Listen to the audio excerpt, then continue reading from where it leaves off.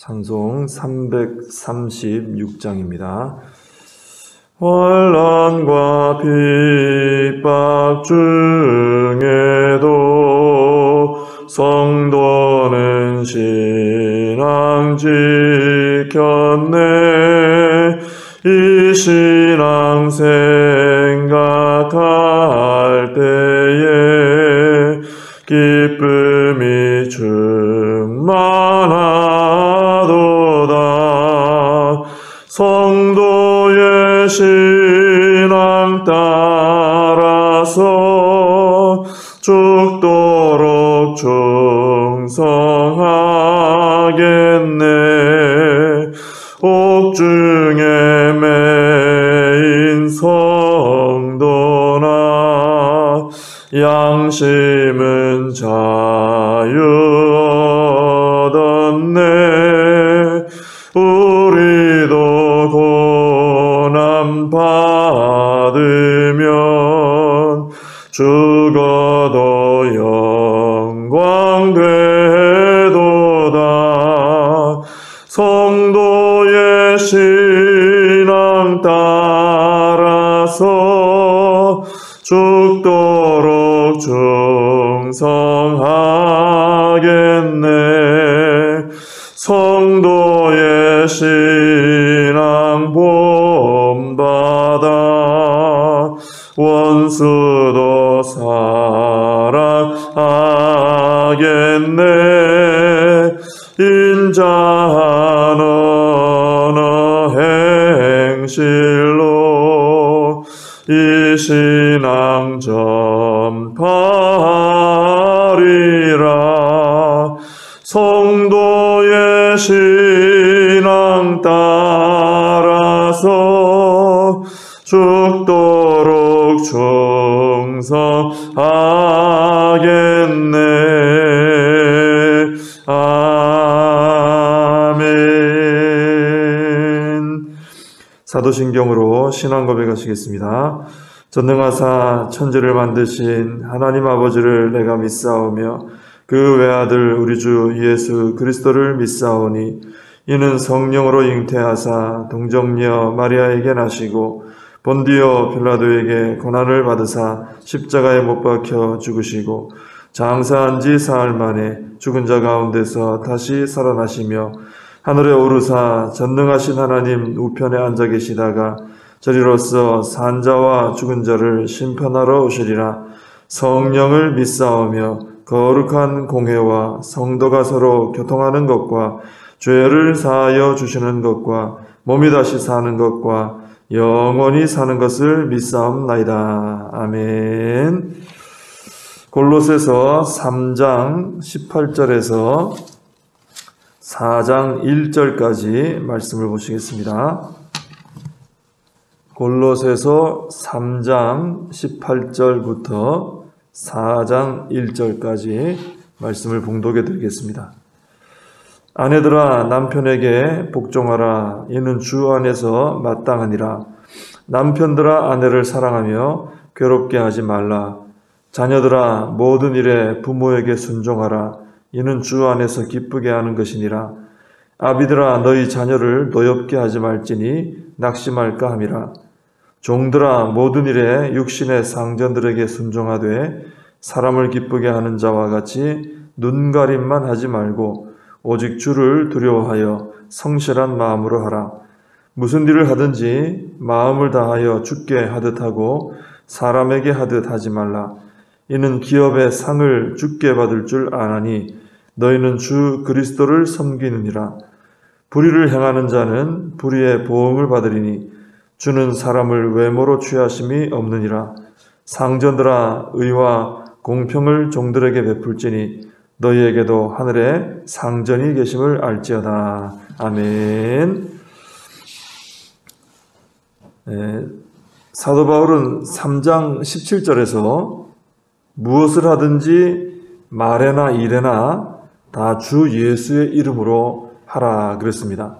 이 말씀은 무슨 말에나 일에나 주님께 영광이 되게 하라 하는 말씀이고 또 죽게 하듯 하라. 무슨 말을 하든 또 무슨 일을 하든 죽게 하듯 하라, 그런 의미입니다. 그래서 사도 바울은 오늘 18절 이하에서 사람들과의 관계 속에서 죽게 하듯 하는 것이 어떻게 하는 것인가, 그것을 설명을 하고 있습니다. 먼저 아내들에게 말하기를 남편에게 복종하라 그랬습니다. 여기서 말하는 복종이라는 것은, 복종 그러면 좀 수동적으로, 좀 부정적으로 생각을 많이 하죠. 근데 그런 복종은 아닙니다. 그러니까 억지로 마지못해 하는 그런 복종이 아니고, 아내가 남편을 대할 때 죽게 하는 태도로서, 그런 태도로서 복종하라 하는 것입니다. 마치 예수님께서 성부 하나님과 동일한 본체시잖아요. 하나님이시거든요. 그런데도 성부 하나님께 기쁨으로 복종을 하셨습니다. 주종 관계가 아닌데도, 같은 하나님의 본체신데도 기쁨으로 복종하셨어요. 그래서 우리의 구원을 이루셨죠. 그런 의미에서 아내들에게 남편에게 복종하라 하신 겁니다.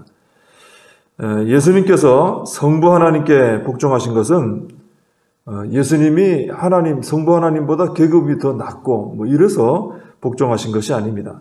마찬가지로 아내가 남편에게 복종하라 한 것은 아내가 남편보다 더 낮고 더 못한 그런 존재이기 때문에 이런 말씀하신 것이 아니다라는 것이죠.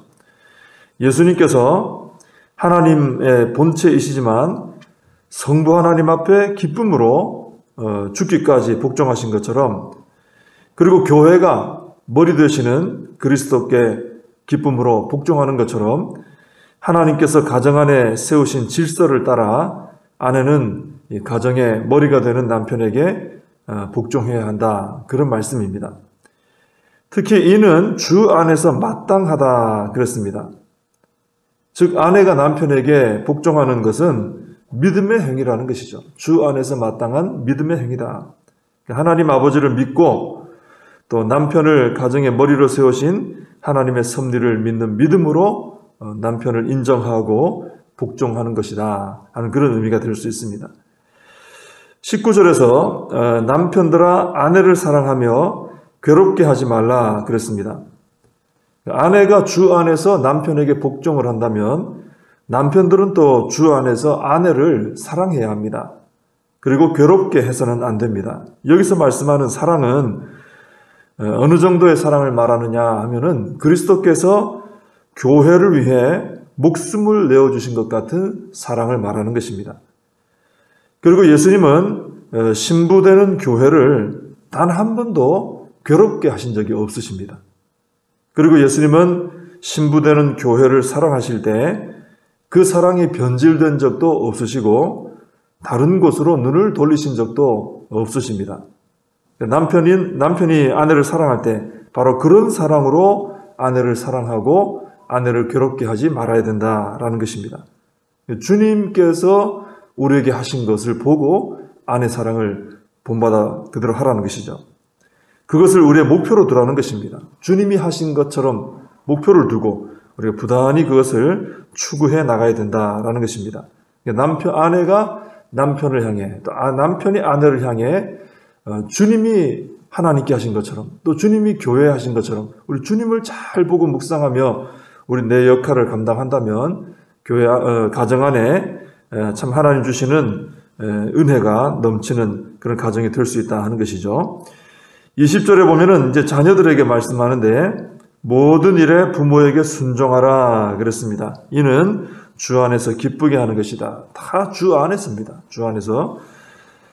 자녀는 부모를 기쁘게 해드려야 됩니다.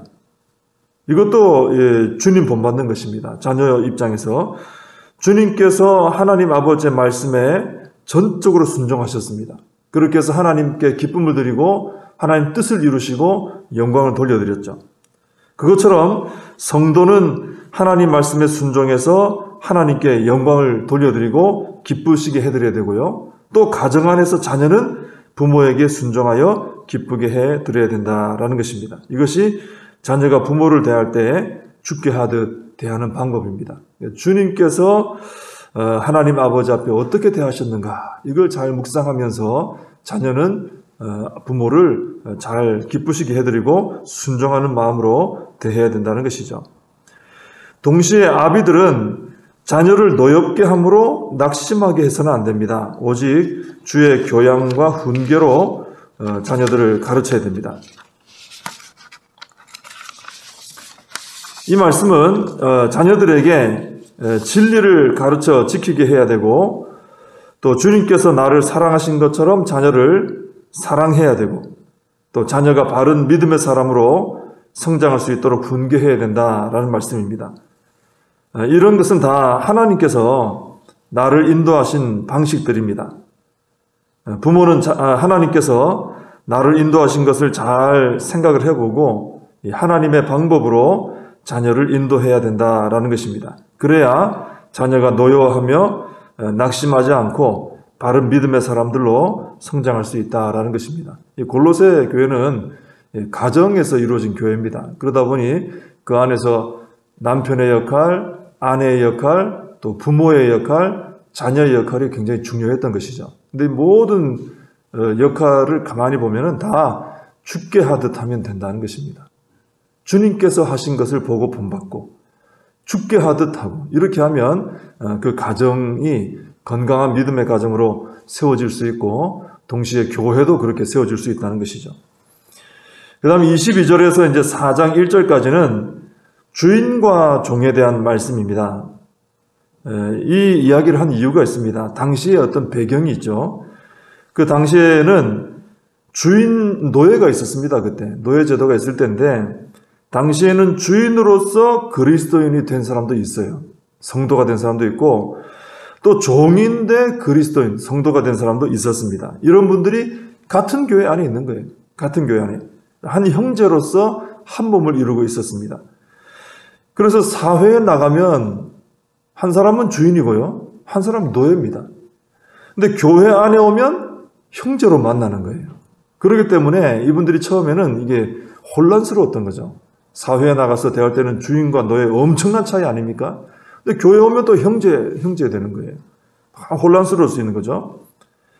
그래서 사도 바울이 주인과 종으로서 그리스도인이 되어서 교회 다니는 성도님들 향해서 교훈을 주는 것이죠. 근데 동일한 교훈입니다. 아까 가정에서 한 것 똑같습니다. 4장 1절에 보면은 주인에게는 뭐라고 하냐면은 4장 1절에 주인이 제일 마지막에 나오죠. 의와 공평을 종들에게 베풀라 하면서 너희에게도 하늘의 상전이 계심을 알지어다, 이렇게 말합니다. 그리고 종들에게는 사람을 대하는 것처럼 눈가림만 하지 말고 주를 두려워하여 성실한 마음으로 하라, 그렇게 말하고 있습니다.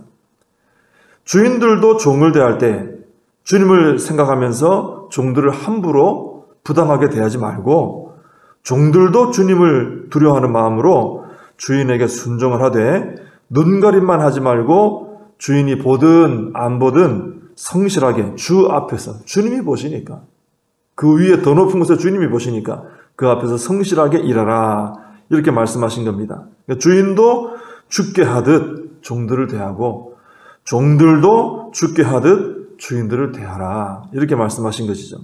왜냐하면 결국 이 땅에서 주인으로 살았든 종으로 살았든 그들에게 영원한 기업의 상을 주실 분도 그리스도이시고, 또 반대로 불의를 행하는 자에게 불의의 보응을 받게 하시는 분도 그리스도이시기 때문에 그렇습니다. 쉽게 말하면 최종적 판결 내리시는 주님께 잘 보이는 삶을 살아야지 내 눈앞에 있는 사람에게 잘 보이고 함부로 하고 이렇게 살아서는 안 된다는 것입니다. 죽게 하듯 하라는 것이죠. 오늘 부모, 자녀, 남편, 아내, 주인, 종 이렇게 특별하게 좀 구별지어서 말을 했지만은 사람을 대하는 방식을 말하는 것입니다. 우리가 다른 사람을 대하는 것이 아무것도 아닌 것 같아도 소자 한 사람에게 한 것이 주님께 한 것과 같다고 하셨습니다. 그래서 우리가 사회 속에서도 그렇습니다만은 특히나 교회 안에서 사람들을 대할 때는 주의해서 대해야 되는 것이죠. 그 사람 자체만 보고 대하지 말고 항상 우리는 사람을 대할 때 내 삶에 대한 최종 판결을 내리실 주님이 보고 계신 것을 알고 주님께 상 받을 태도가 무엇인가 생각하며 대해야 한다라는 것입니다. 그럴 때 가정 안에서도 믿음의 복된 가정으로 세워지고 교회 안에서도 또 사회 속에서도 그런 좋은 관계들이 이루어질 수 있다라는 말씀입니다. 함께 기도하겠습니다. 하나님 아버지, 저희들은 하나님 아버지를 대하며 살지만 그러나 또 매일 저희들이 직접 대하는 존재는 사람들입니다. 가정에서도 사람을 대하게 되고 교회에서도 사람을 먼저 대하게 되고 사회에서도 사람을 대하게 됩니다. 하나님, 사람들을 대할 때 오늘 말씀을 통해서 죽게 하듯 하라, 또 주님께서 본을 보이신 것을 생각하며 하라, 이 말씀을 저희들이 마음에 새기게 됩니다. 이 땅에서 우리가 살았던 또 사람들을 대했던 모든 일에 대해서 최종적인 판결을 내리실 분이 우리 주님이신 것을 알고 기억하고 사람들을 대할 때마다 우리 주님이 보고 계신 것을 기억하며 대할 수 있게 해주시고 죽게 하듯 대하여서 우리 모든 성도님들의 가정이 주님 안에서 복된 가정으로 세워지고 교회 안에서의 관계들이 복된 관계가 되어지고 저희들을 통해서 세상 가운데 거룩한 영향이 끼쳐질 수 있도록 은혜를 더하여 주시옵소서. 예수님의 이름으로 기도하옵나이다. 아멘. 주님과 주신 기도로 예배를 마칩니다. 하늘에 계신 우리 아버지여, 이름이 거룩히 여김을 받으시오며 나라의 임하옵시며 뜻이 하늘에서 이룬 것 같이 땅에서도 이루어지이다. 오늘날 우리에게 일용할 양식을 주옵시고 우리가 우리에게 죄 지은 자를 사하여 준 것 같이 우리 죄를 사하여 주옵시고 우리를 시험에 들게 하지 마옵시고 다만 악에서 구하옵소서. 대개 나라와 권세와 영광이 아버지께 영원히 있사옵나이다. 아멘. 우리 함께 말씀 붙들고 기도하시고 또 이 나라와 민족을 위해서 코로나 사태를 위해서 기도해 주시고 교회와 특별히 다음 세대 위해 우리 각자의 사명을 붙들고 기도하겠습니다.